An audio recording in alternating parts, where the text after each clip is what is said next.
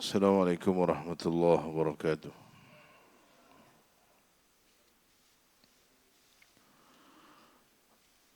Innal hamdalillah nahmaduhu wa nasta'inuhu wa nastaghfiruh wa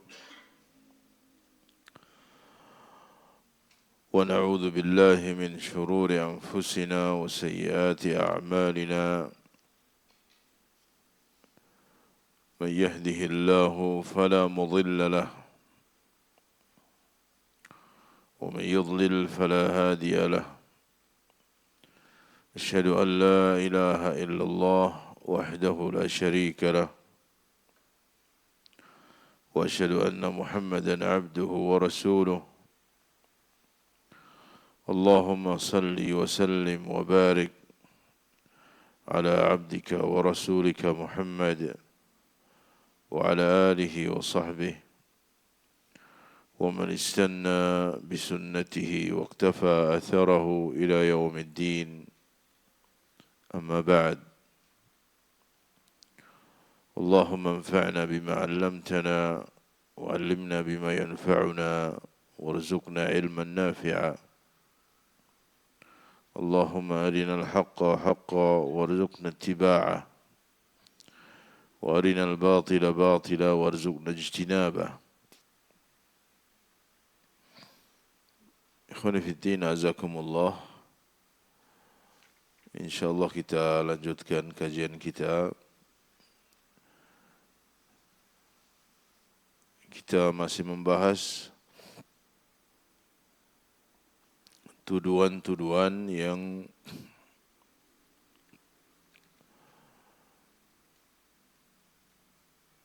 dinisbatkan kepada Syekh Muhammad bin Abdul Wahhab rahimahullahu ta'ala.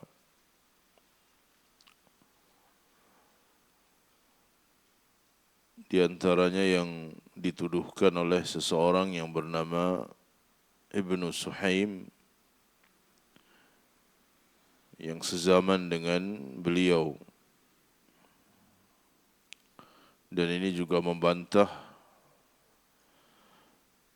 tuduhan-tuduhan orang-orang yang datang setelah beliau rahimahullahu ta'ala.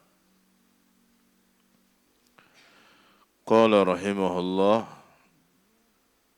Syekh Muhammad bin Abdul Wahhab berkata, wa anni aqulu inna ikhtilaf al-ulama'i niqmatun. Juga tuduhan terhadapku bahwa aku mengatakan perbedaan di antara para ulama itu adalah petaka. Perbedaan di antara para ulama adalah nikmah, satu petaka. Maka ini tidak benar. Ini juga termasuk tuduhan terhadap Syekh Muhammad bin Abdul Wahhab rahimahullah. Beliau tidak pernah mengatakan demikian. Syekh Shalih bin Fauzan al-Fauzan beliau menjelaskan, hadza kadzbun 'ala asy-syaikh. Ini juga termasuk kedustaan atas nama syekh. Syekh Muhammad bin Abdul Wahhab tidak pernah memiliki atau tidak pernah mengatakan perkataan seperti ini dan tidak pernah memiliki pendapat seperti ini. Pendapat bahwa ikhtilaf para ulama itu adalah petaka. Lianna ikhtilaf al-ulama'i fi umur al-furu'i wal-ijtihadi laysa niqmah. Karena perbedaan di antara para ulama dalam perkara-perkara furu'iyah, perkara-perkara cabang, wal ijtihad, dan perkara-perkara yang itu adalah masalah ijtihad, laisa niqmah, bukan petaka, hal yang biasa terjadi bahkan dari zaman para sahabat ridwanullah alaihim jami'an. Perselisihan-perselisihan seperti ini itu terjadi dalam masalah ijtihad, dalam masalah furu'. Al-ulama'u ijtahadu wa bahathu. Para ulama mereka berijtihad, mereka membahas masalah-masalah,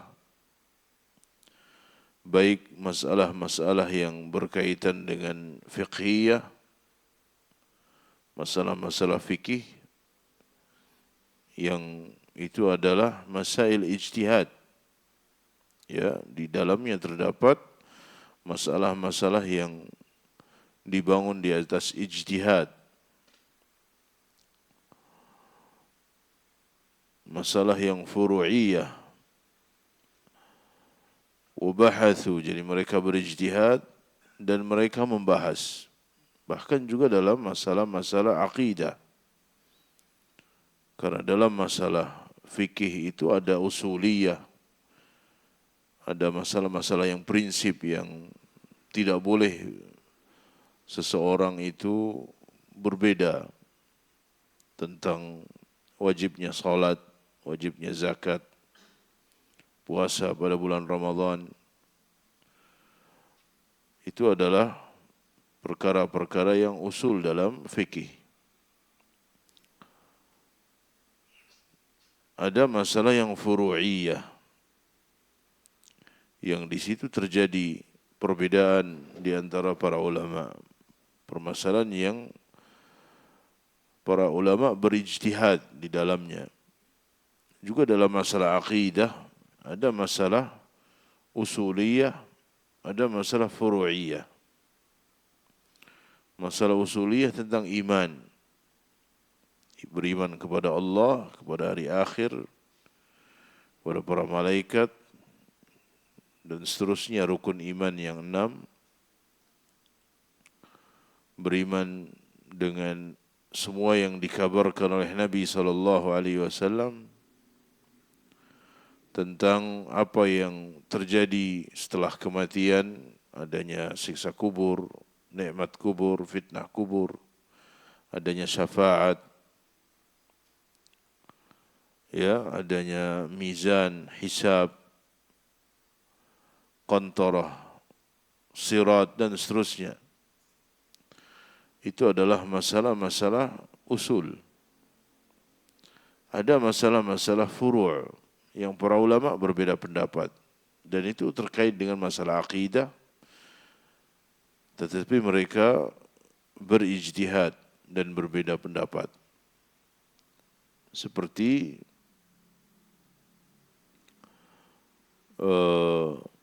apakah siksa kubur itu terjadi menimpa jasad dan ruh atau hanya menimpa ruh saja. Maka itu ada perbedaan di kalangan para ulama. Apakah Nabi SAW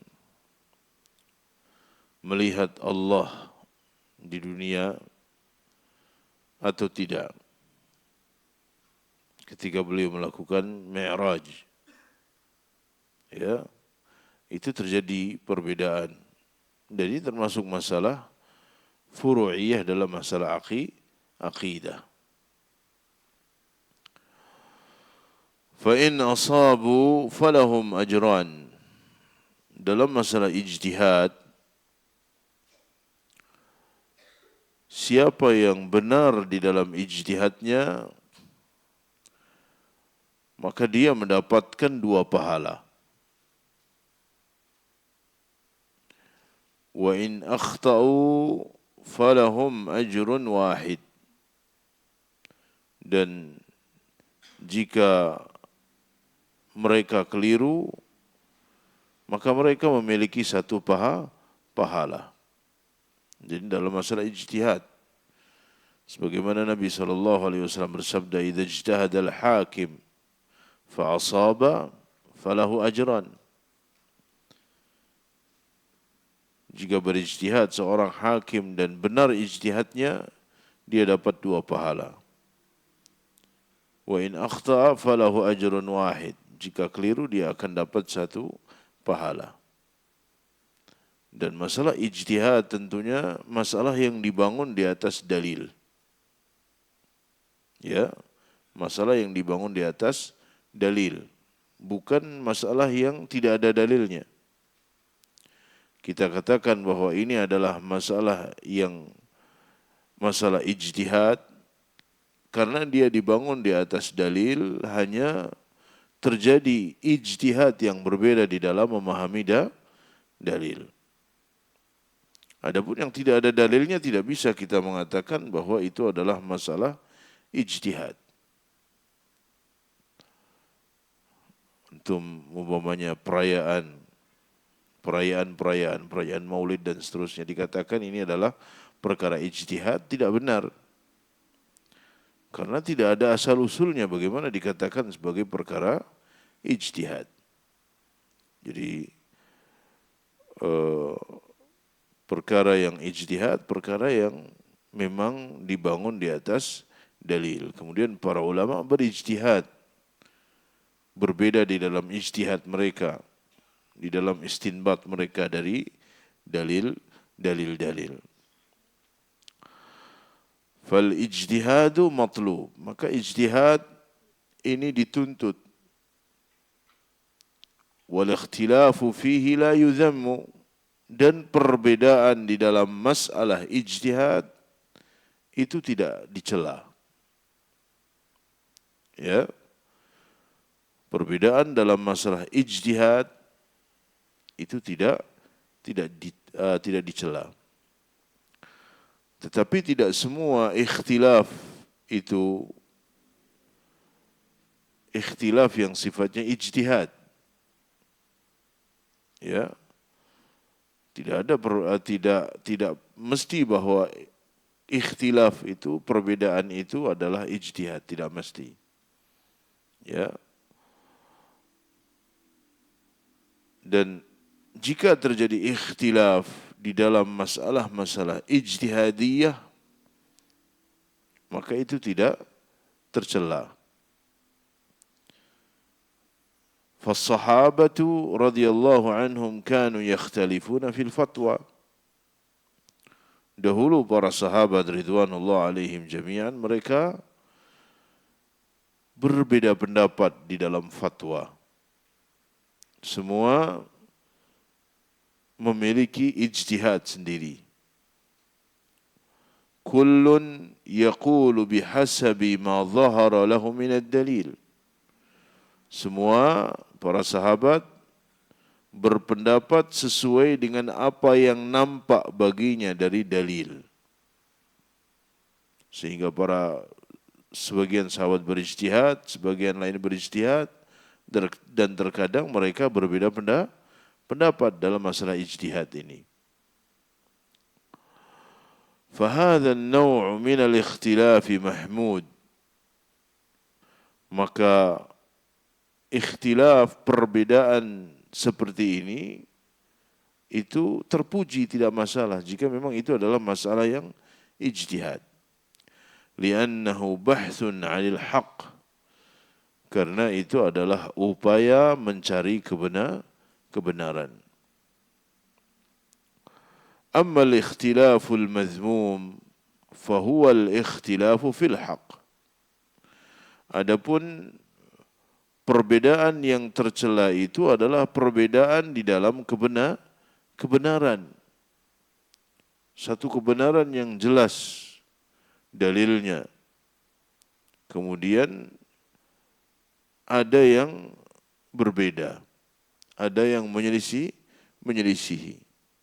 Maka ini adalah ikhtilaf yang mazmum, yang tercela. فلا يجوز الاختلاف في الحق بعدما تبين. maka tidak boleh ada perbedaan di dalam kebenaran setelah jelas kebenaran itu. Masalah-masalah yang wadih, yang jelas, yang gamblang, yang disebutkan nasnya dalam Al-Quran dan Sunnah, atau bahkan menjadi masalah yang ijma' disepakati, maka tidak boleh kemudian terjadi perselisihan. Bal yajib akhdhul haq. Yang wajib adalah mengambil mana yang benar. Ya. Yang benar itu yang harus diambil, yang harus diikuti, wala tajuzu mukhalafatuhu. Dan tidak boleh menyelisihinya. Walihada al-fuqaha'u yaqulun. Oleh kerana itu para pakar fikih, para ulama, para fuqaha, mereka mengatakan la inkara fi masailil ijtihad. Tidak boleh saling mengingkari dalam masalah ijtihad. Ya. Membahas boleh, tapi kemudian mengingkari atau bahkan kemudian menjauhi, kemudian membenci, maka itu tidak boleh. Jika itu dalam masalah ijtihad.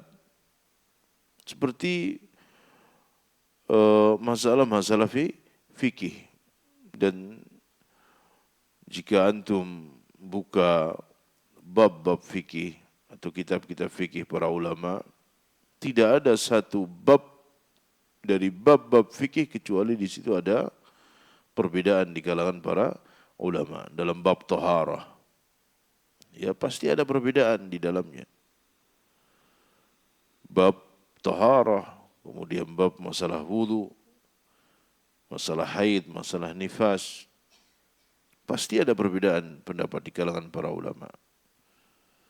Masalah salat, masalah zakat, dalam masalah furu' itu pasti ada ikhtilaf, perbedaan dalam ijtihad.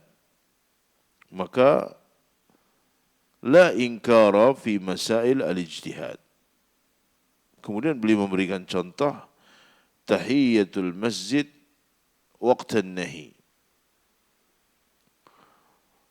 Salat tahiyatul masjid di waktu yang terlarang. Ya. Bagaimana hukumnya orang yang melakukan salat tahiyatul masjid di waktu yang sesungguhnya dia tidak boleh salat di waktu tersebut. Seperti waktu ba'da subuh, ya, sebelum terbitnya matahari, atau setelah asar atau menjelang maghrib, ketika sebelum matahari terbit, maka itu waktu nahi, waktu yang dilarang untuk solat. Nah, ketika seorang masuk masjid di waktu-waktu tersebut, kira-kira dia tahiyatul masjid atau tidak? Nah, di sini terjadi perbedaan di kalangan para ulama. Ada sebagian para ulama yang mengatakan tidak boleh, berdasarkan keumuman hadis larangan melakukan atau menegakkan salat di waktu-waktu yang dilarang untuk melakukan salat. Kemudian sebagian para ulama boleh, karena Nabi SAW bersabda, "Idza dakhala ahadukumul masjid fala yajlis hatta yusalli rak'atain." Ya, ada yang mengatakan tidak boleh, ada yang mengatakan boleh. Para ulama berbeda pendapat, dan ini masalah ijtihad. Ya, sebagian para ulama merinci, jika solat itu adalah solat yang zawatul asbab, Solat yang memiliki sebab, maka tidak mengapa. Seperti tahiyatul masjid. Solat tahiyatul masjid itu sebabnya antum masuk masjid. Ketika waktu yang dilarang melakukan solat, tiba-tiba ada gerhana umpamanya. Maka itu termasuk solat yang zawatul asbab, yang memiliki sebab. Maka solat-solat yang zawatul asbab itu boleh dilakukan sekalipun di waktu yang terlarang. Maka ini terjadi perbedaan di kalangan para ulama. Maka perbedaan seperti ini tidak boleh menjadi sebab perpecahan. Sebab saling membenci. Tidak boleh, karena ini adalah masalah ijtihad. Masalah ijtihad.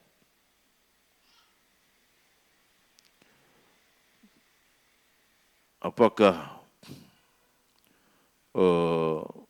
ketika seorang sujud, dia mendahulukan tangannya atau lututnya? Para ulama berbeda pendapat.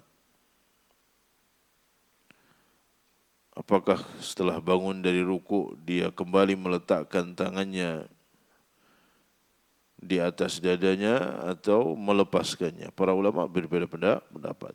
Dan banyak dalam masalah-masalah fikih terjadi perbedaan pendapat para ulama. Maka la inkara fi masailil ijtihad.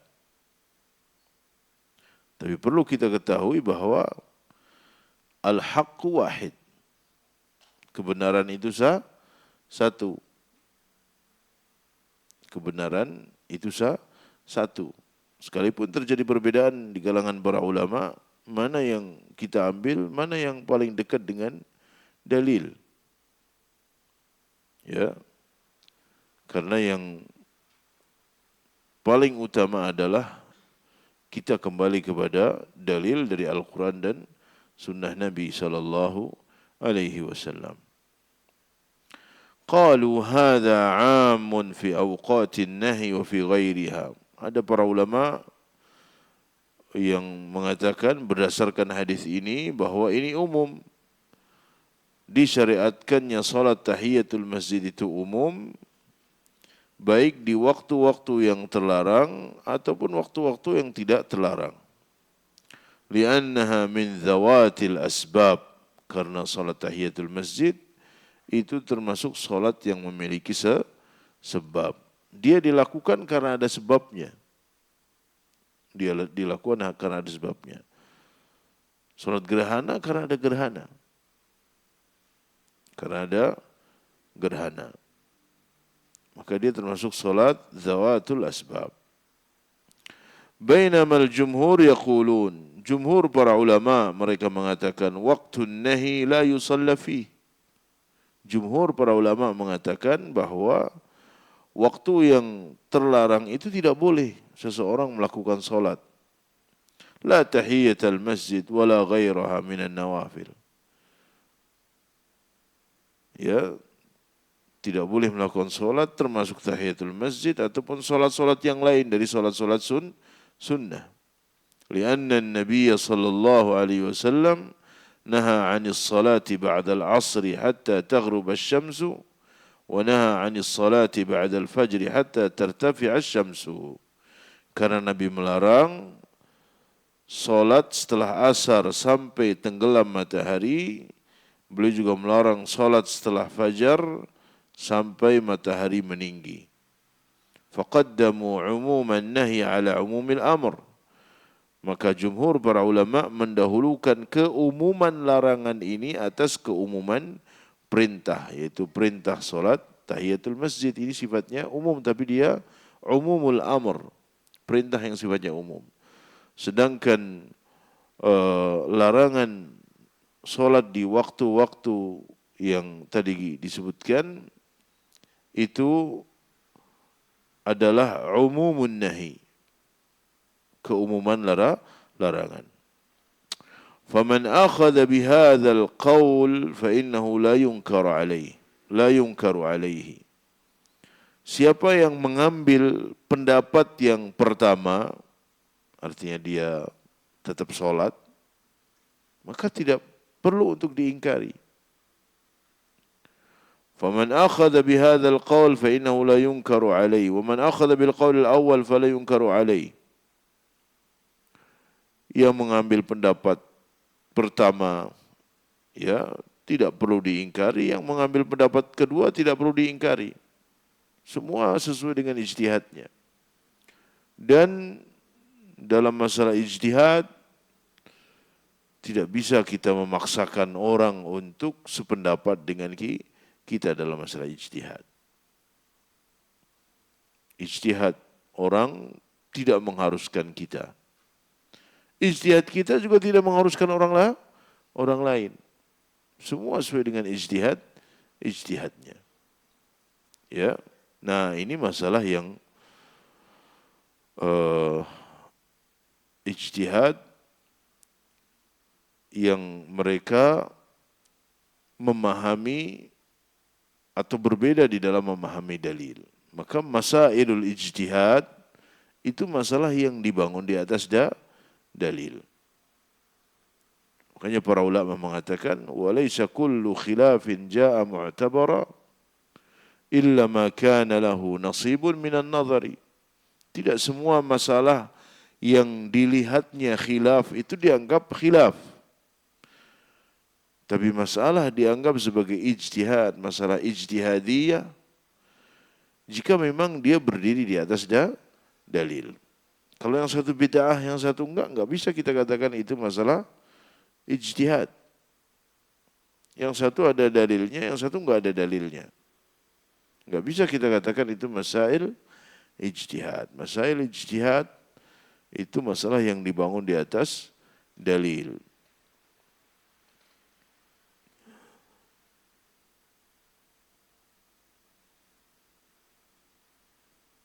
Lianna kullan lahu mustanadun, karena semua punya dasar, punya dalil. Wa hadhihi masailu ijtihadiyatun la yajuzu fiha at-ta'adi.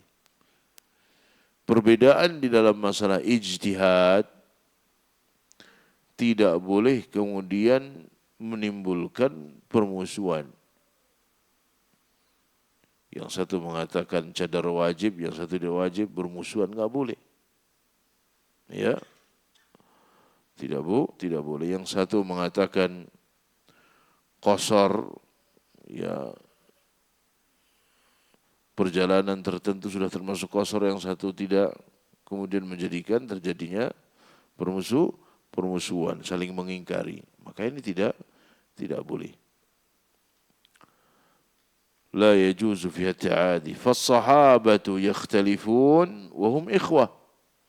Para sahabat mereka berbeda pendapat dan mereka bersaudara. Para ulama juga demikian. Para imam Ahlus Sunnah juga demikian. Imam yang 4, Imam Malik, Imam Syafi'i, Imam Abu Hanifah, Imam Ahmad, rahimahumullah jami'an, terjadi perbedaan pendapat dalam masalah-masalah yang memang di situ dibolehkan untuk berijtihad dan tidak kemudian mereka saling menjatuhkan, saling memusuhi.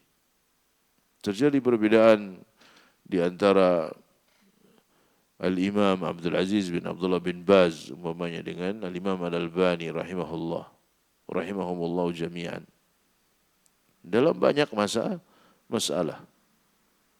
Semuanya berijtihad dan mereka ikhwah, bersaudara. Sekali lagi ini dalam masalah yang memang itu adalah masail ijtihadiyah. Adapun masalah-masalah prinsip enggak ada para ulama berbeda pendapat. Seperti prinsip Ahlus Sunnah wal Jamaah yang telah beliau jelaskan, kewajiban taat kepada pemimpin.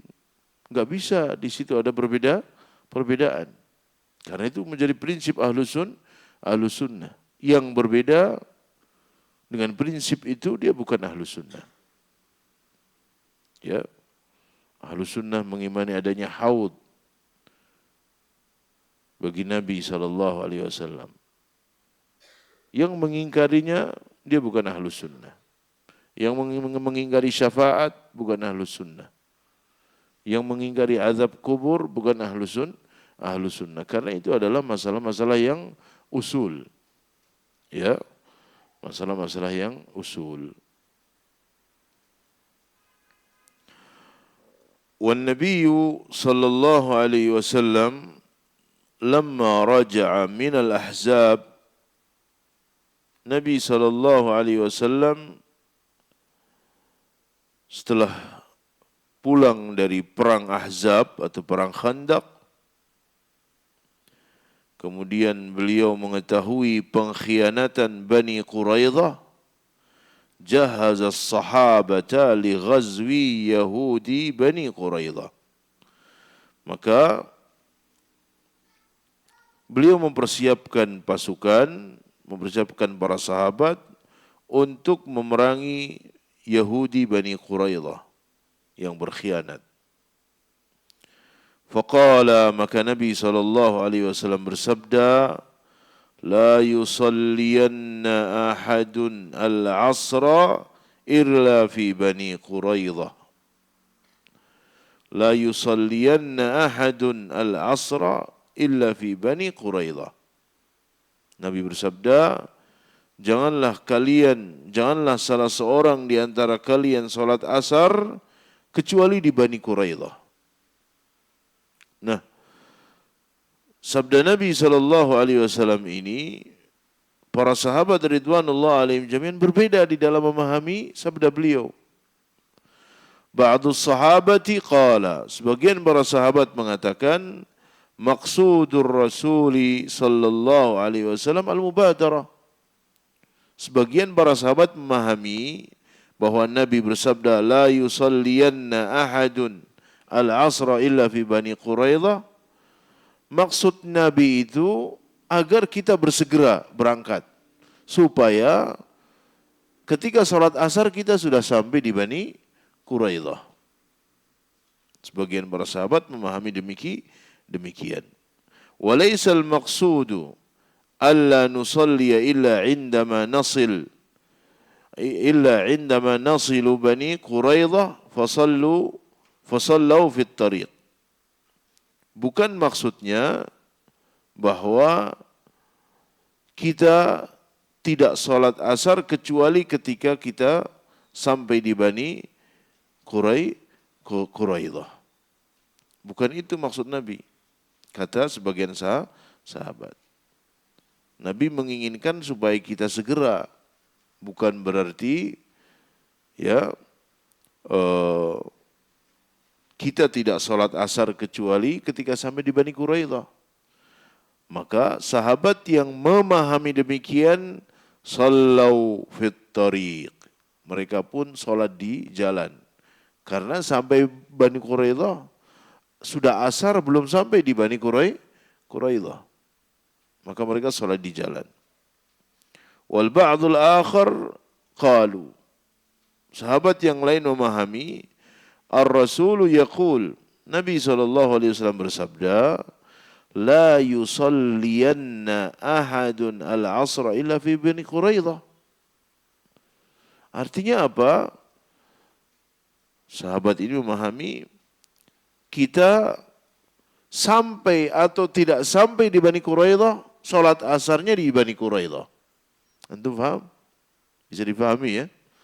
Ya, sampai atau tidak sampai, salat asarnya di Bani Quraidah. Fa'akharul asra, maka akhirnya mereka mengakhirkan salat asar ila an wasalu ila Bani Quraidah. Sampai ketika mereka di Bani Quraidah baru salat asar. Maka terjadi perbedaan di kalangan para sahabat. Ini dalam satu hadis dalam satu hadis. Dan akan banyak ya para sahabat ridwanullah alaihim jami'an yang mereka memiliki pemahaman yang berbeda dari hadis Nabi sallallahu alaihi wasallam.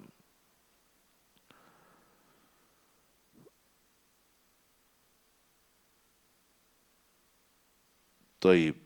Jadi yang sebagian para sahabat sholat asar di jalan karena memahami hadis ini bahwa maksudnya Nabi agar kita bersegera. Ketika melewati waktu asar dan belum sampai di Bani Quraidah, maka mereka sholat asar. Sebagian sahabat memahami kita sholat asar di Bani Quraidah sesuai dengan sabda Nabi SAW. Maka sekalipun sudah habis waktunya, kita tetap sholat asarnya di Bani Quraidah. Falamma sa'alun nabiyya lam yunkir 'alal fariqain. Ketika mereka bertanya kepada Nabi tentang perbuatan mereka ini, ya, Nabi SAW tidak mengingkari dua-duanya. Nabi tidak mengingkari dua-duanya. Artinya ini adalah masalah yang para sahabat berijtihad. Maka beliau tidak mengingkarinya. Lianna kulla wahidin minhum lahu ma'khadun minad dalil. Karena mereka sama-sama berpegang dengan dalil. Yaitu hadis Nabi SAW, la yusalliyanna ahadun al-asra illa fi Bani Quraidah. فالاجتهاد من هذا النوع لا إنكار فيه. Maka ijtihad di dalam bab ini, di macam yang ini, tidak boleh ada saling mengingkari. Wala yuqal innahu niqmah. Tidak bisa juga dikatakan bahwa itu petaka.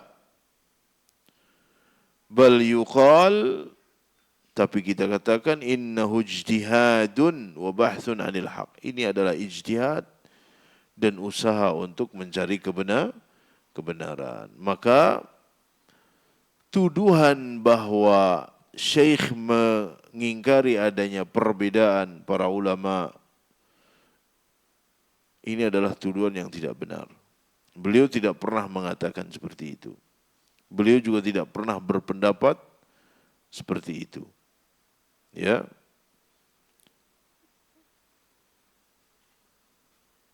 Nah, sudah Isya. Taib. Adzan dulu, fadhal. Taib, itu poin yang kita pelajari pada malam hari ini. Poin yang menjelaskan tuduhan terhadap Syekh Muhammad bin Abdul Wahhab rahimahullahu ta'ala.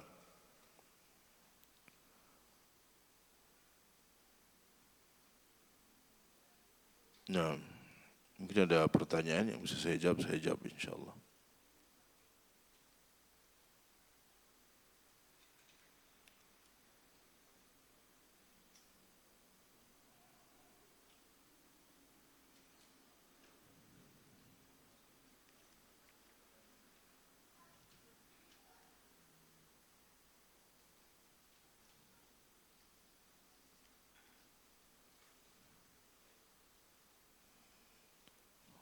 Poin yang selanjutnya ini cukup panjang, insya Allah kita baca di pertemuan yang akan datang.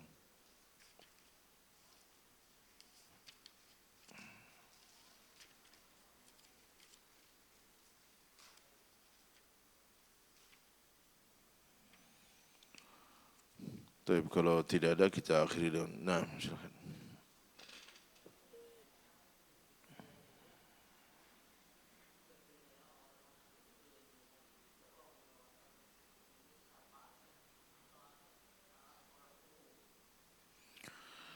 Yang berhak berijtihad adalah para ulama. rahimahumullahu jami'an. Ya, yang berhak berijtihad itu adalah orang-orang yang berilmu. Yang tidak berilmu tabi', mengikuti ya pendapat yang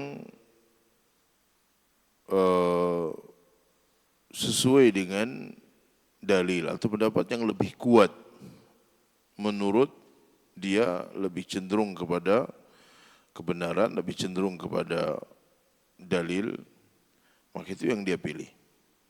Tapi dia tidak bisa berijtihad. Bagaimana dia berijtihad kalau dia orang awam? Orang awam kewajiban dia adalah mengikuti, ya, ittiba, bukan taklid. Taklid ya dikatakan taklid, tapi taklid yang bukan taklidul a'ma, bukan taklid buta. Tapi mengikuti berdasarkan pendapat yang lebih dekat dengan dalil. Itu kewajiban orang awam, bukan dia berijtihad. Karena ijtihad ini adalah orang-orang yang berilmu. Wallahu a'lam bishawab. Ya. Pertanyaan yang lain?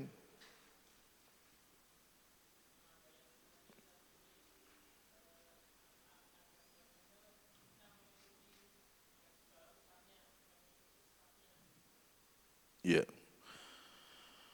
Kita mengikuti ustadz. Yang harus kita ikuti adalah kebenaran, yaitu dalil dari Al-Quran dan Sunnah. Adapun perkataan manusia yang sesuai dengan dalil, itu yang kita ambil. Yang tidak, kita tidak usah ambil. Perkataan siapapun. Jika perkataannya ternyata bertentangan dengan dalil, maka tidak boleh kita ikuti. Perkataan siapapun. Oleh karena itu Imam Malik rahimahullah beliau mengatakan, kullun yu'khadhu min qawlihi wa yurad illa sahib hadzal qabr. Semua bisa diambil perkataannya, bisa ditolak perkataannya. Illa sahib hadzal qabr, kecuali penghuni kubur ini. Beliau menunjuk kubur Nabi sallallahu alaihi wasallam. Maka istilah apa istilahnya, hidup mati nderek ustadz ataupun ya itu perlu dikritisi. Karena yang akan ditanyakan oleh Allah pada hari kiamat nanti, Allah akan bertanya, madza ajabtumul mursalin. Ya. Itu yang akan ditanya oleh Allah. Apakah engkau mengikuti para rasul yang diutus oleh Allah? Apakah engkau mengikuti Nabi Muhammad sallallahu alaihi wasallam atau tidak? Kita tidak ditanya kenapa engkau tidak mengikuti imam fulan? Kenapa engkau tidak mengikuti ustadz fulan? Maka perkataan siapapun ya bisa diterima, bisa ditolak. Jika perkataannya sesuai dengan dalil, ya maka kita ambil. Jika ternyata bertentangan dengan dalil, maka kita tinggalkan. Perkataan siapapun. Wallahu a'lam bishawab. Ya.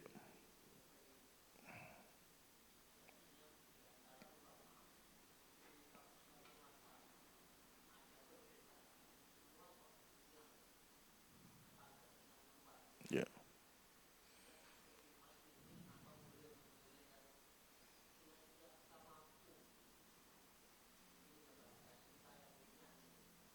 Ya. Tentu ketika kita memilih pendapat bukan karena hawa nafsu. Ya, bukan karena hawa nafsu. Karena ringan kemudian kita ambil, ini karena berat sekalipun benar tidak kita ambil, tentu tidak demikian. Intinya kalau ada perbedaan para ulama, ya mana yang kita pilih, kita tabi', kita ikuti. Umpamanya ada orang yang memang tidak tahu sama sekali, tapi dia tahu bahwa si fulan atau ustadz fulan atau alim fulan, dia ketika menjelaskan pasti berdasarkan dalil, maka saya ikuti. Maka itu tidak mengapa, dia termasuk tabi'. Ya, karena dia tidak mampu kalau harus meneliti. Jadi intinya ketika ada perbedaan, mana yang cenderung kepada kebenaran, itu yang kita ambil. Dan dalam masalah ijtihad, ya, mana yang kita yakini? Mana yang kita yakini? Enggak bisa kita ambil dua-duanya. Enggak bisa kita ambil dua-duanya. Supaya lepas dari perbedaan saya ambil dua-duanya, enggak bisa. Karena yang benar itu cuma satu. Yang benar itu cuma satu. Bisa dipahami, Pak? Ya. Kecuali kalau ada yang memang berpendapat mengambil dua pendapat itu. Ada namanya perbedaan pendapat. Dalam satu masalah para ulama berbeda pendapat. Pendapat A, pendapat B. Ya. Ada seorang ulama yang mengatakan A sama B itu semuanya benar. Berdasarkan dalil-dalil seperti ini. Nah, baru kita boleh untuk mengikuti ulama ini. Tapi kalau ada perbedaan para ulama, yang satu A, yang satu B, dan tidak ada yang mengambil dua pendapat itu digabungkan jadi satu, maka tidak boleh kita ngambil dua-duanya. Ya, ambil salah satunya, mana yang lebih mendekati kebenaran. Seperti umpamanya Syekhul Islam Taimiyah rahimahullah, ya, kan ada perbedaan apakah ketika seorang sujud itu tangannya dulu atau lututnya dulu. Kata Syekhul Islam Ibnu Taimiyah dua-duanya boleh. Nah, baru kita boleh untuk mengatakan dua-duanya boleh seandainya kita mengambil pendapatnya Syekhul Islam Ibnu Taimiyah rahimahullahu taala. Bisa difahami, Pak, ya? Baik. Cukup.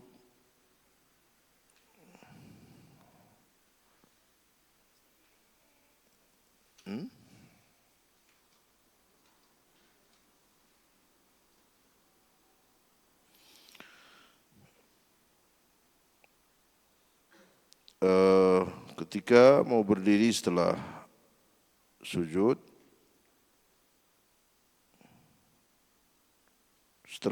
mungkin, ya kan?